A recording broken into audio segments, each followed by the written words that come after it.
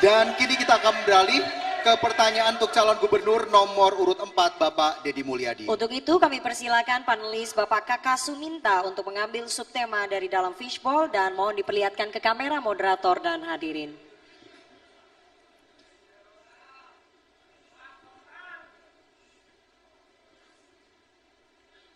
Huruf E masih tersegel, amplopnya terjaga kerahasiaannya. Pertanyaan untuk calon gubernur nomor urut 4 Bapak Deddy Mulyadi, saya hanya akan bacakan satu kali dan tidak akan kami ulangi.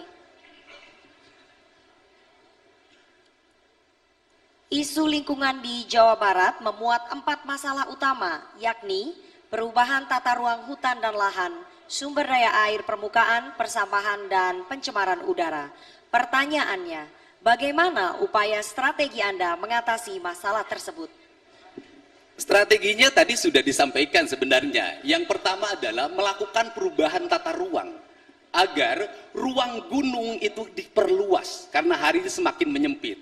Dalam kaidah Sunda itu ada kalimat begini, ada leweng tutupan, ada leweng titipan, ada leweng awisan, ada leweng garapan. Keempat ini harus diterapkan secara konsisten. Karena apa? Karena hari ini masyarakat kita sudah menyerobot ke arah leweng tutupan. Leweng tutupan di Jawa Barat hari ini sisanya tinggal 17%. Kalau 17% dibiarkan terus semakin menyempit, maka bencana banjir dan longsor akan menimpa kita. Terus kemudian yang kedua adalah tindakan-tindakan pemerintah yang tegas dan terukur terhadap siapa? Berbagai perilaku penyimpangan lingkungan, baik pembalakan hutan, penambangan liar, dan kemudian melakukan tindakan lagi pada apa? Memetakan wilayah-wilayah yang salah peruntukannya, yang hari ini mendapat izin resmi maupun ilegal untuk ditempatkan pada tempat-tempat yang proporsional. Seperti di daerah-daerah yang semestinya menjadi daerah kubangan air, daerah pesawahan, daerah-daerah kolam atau danau, hari ini mengalami penyempitan disebabkan oleh perkembangan pertumbuhan pembangunan industri dan perumahan. Kemudian yang berikutnya adalah membuat peta data yang memadai agar apa? Agar aliran sungai dari hulu sampai hilir terintegrasi dengan baik, tidak ada penyempitan, tidak ada bangunan yang ada di atasnya, dan kemudian kembali dihentikan berbagai bentuk eksploitasi sungai, melakukan pembuangan sampah, limbah ke sungai yang berakibat sungai kita menjadi tercemar. Kerangka dasar itu bisa dilaksanakan oleh kita semua apabila tata ruang itu terintegrasi dari provinsi sampai kabupaten kota. Tidak kabupaten kota punya kebijakan-kebijakan sendiri tentang tata ruang yang bertujuan hanya untuk meningkatkan pendapatan asli daerahnya masing-masing. Inilah kerangka kerja yang mesti dilakukan. Baik, waktu Anda telah habis. Dan berikutnya saya akan persilakan calon gubernur nomor urut 1 Bapak Acep Adang Ruhiat untuk menanggapi jawaban dari calon gubernur nomor urut 4. Waktu Anda 1 menit. Silakan.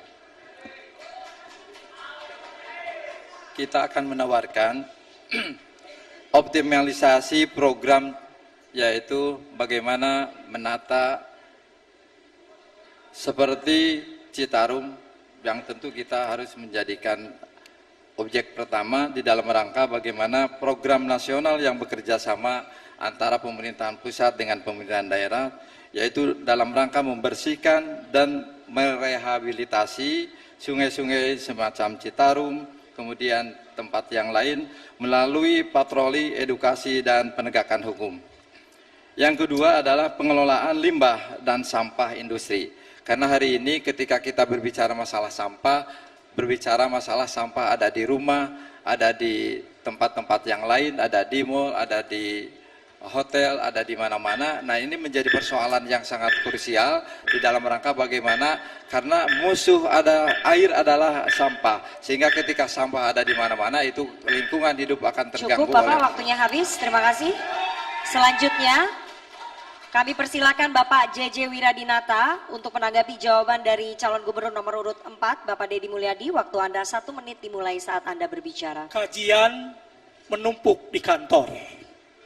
Tata ruang sudah punya semua, tapi masalah tetap masalah. Kuncinya adalah bukan pada itu, karena itu sudah ada dan kajian sudah ada. Tapi bagaimana menangani persoalan adalah melibatkan seluruh komponen masyarakat.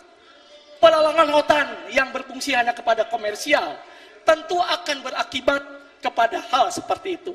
Masyarakat di sekitar hutan sekarang ini mengalami kemiskinan yang luar biasa. Hutannya hilang, miskinnya juga luar biasa hadirin sekalian.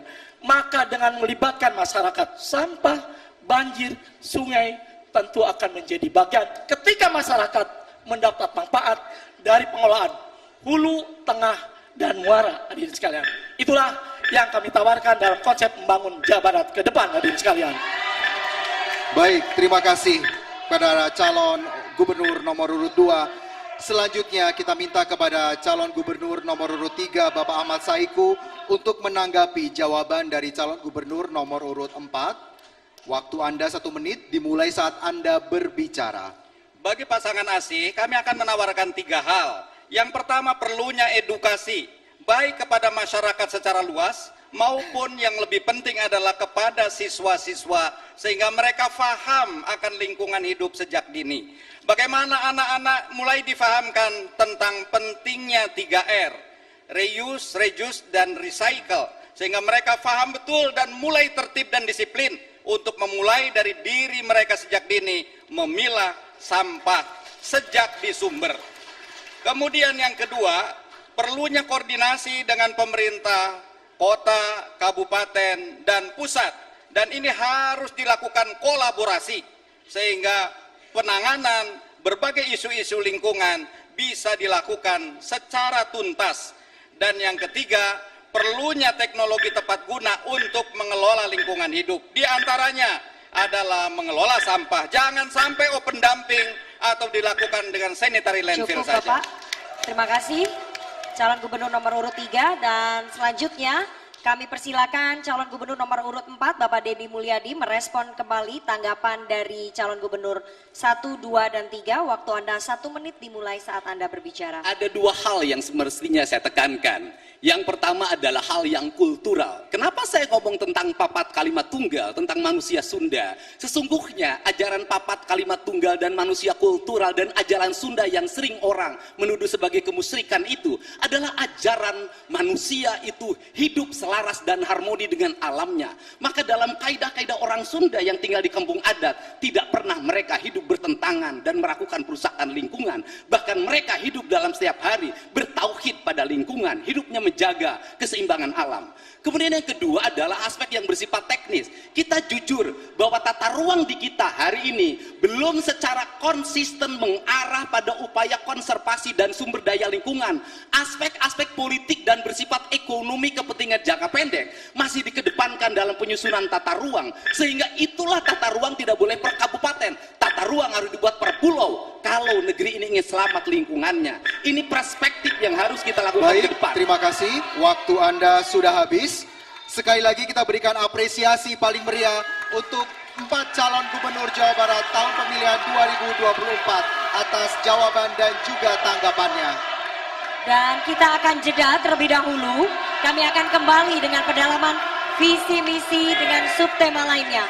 Sejumlah gagasan akan disampaikan oleh 4 calon wakil gubernur Provinsi Jawa Barat di segmen berikutnya. Tetap bersama kami di debat kedua calon gubernur dan calon wakil gubernur Jawa Barat pemilihan tahun 2024.